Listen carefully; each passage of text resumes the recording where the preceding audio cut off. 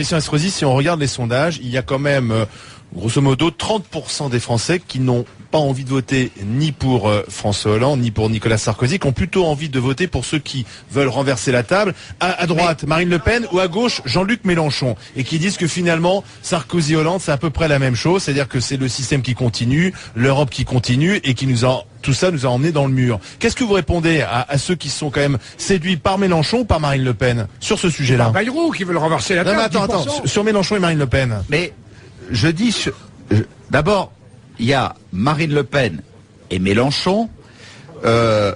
Franchement, Marine Le Pen, qui est pas ma tasse de thé, chacun le comprendra.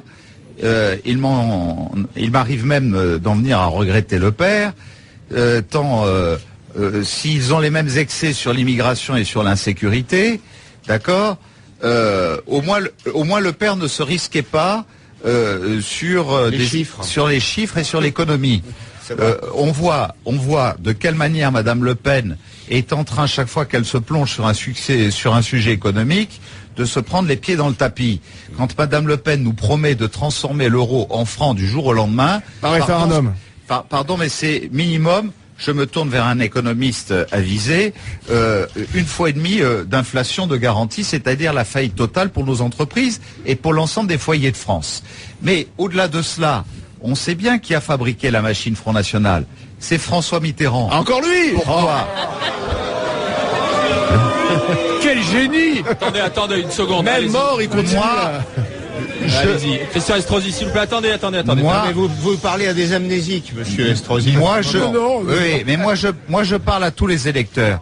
Et je sais parfaitement comment on a organisé, historiquement dans notre département et en France, la division pour mieux se maintenir au pouvoir. Sauf qu'aujourd'hui, pour mieux se maintenir au pouvoir. 30 ans après, le Front National est toujours là. Une voix donnée au Front National, c'est une voix donnée à la gauche, tout simplement. Parce que quand on fait ce choix, Attendez, on n'est pas un meeting, on a une émission de radio, s'il vous plaît. Et je parle à ces électeurs, je parle à tous ces électeurs, qui pour moi sont tous respectables. Et je comprends qu'on puisse avoir un coup de colère, une incompréhension, et à un moment envie d'exprimer une exaspération, parce que forcément la crise, ça a conduit à une perte de pouvoir d'achat, ça a conduit à des difficultés, et des difficultés sociales. Qui peut nier qu'il y ait des injustices sociales patentes dans notre pays? C'est une réalité. Moi-même, j'ai essayé de les combattre en faisant adopter, par exemple, des amendements pour lutter contre le manque d'affichage des marges brutes et des marges nettes dans la grande distribution, qui, sur les produits de première nécessité, ont été particulièrement excessives à l'égard des petits revenus et des classes moyennes. Bon, en même temps, je dis à tout cela, il y a une réalité après. Est-ce qu'on veut préserver notre protection sociale? Est-ce que l'on nous veut préserver notre équilibre intergénérationnel sur le financement des retraites et des pensions, qui font que ce sont les actifs aujourd'hui qui assurent les pensions de nos anciens? Nous sommes dans un équilibre extrêmement précaire, sur le fil du rasoir, où en quelques jours, selon les choix qui seront faits, nous pouvons basculer d'un côté ou de l'autre. Et un mot sur Jean-Luc Mélenchon, alors, parce que Jean-Luc Mélenchon, c'est un peu la révélation de cette campagne, là. Mais vous voulez que je vous dise un mot sur Jean-Luc Mélenchon? Oui. J'ai été un des rares à accepter de débattre chez quelqu'un avec lequel vous travaillez, puis c'est BFM. Bien, oui. D'accord. Excellent. Et j'ai débattu avec Mélenchon. Il y avait des points de convergence. Et nous avions beaucoup de points de convergence avec Jean-Luc Mélenchon. Et je peux les citer. Je peux les citer.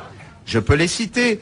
C'est notamment l'exigence qu'il y a de mettre des taxes aux frontières européennes qui fassent que sur l'ensemble des produits importés qui sont produits sans respecter les mêmes conditions sociales et conditions environnementales que les nôtres, notamment fait dans des pays où on fait travailler de la main-d'œuvre, où on produit à bas coût, les taxes soient suffisamment fortes pour que lorsque les produits importés arrivent, ils arrivent à un prix prohibitif qui fasse que nous puissions relancer la compétitivité et la production française, donc les ouvriers et les usines françaises. Ce sont des points de convergence que j'ai avec Jean-Luc Mélenchon. C'est pas une affaire de droite ou de gauche, c'est du bon sens, c'est tout.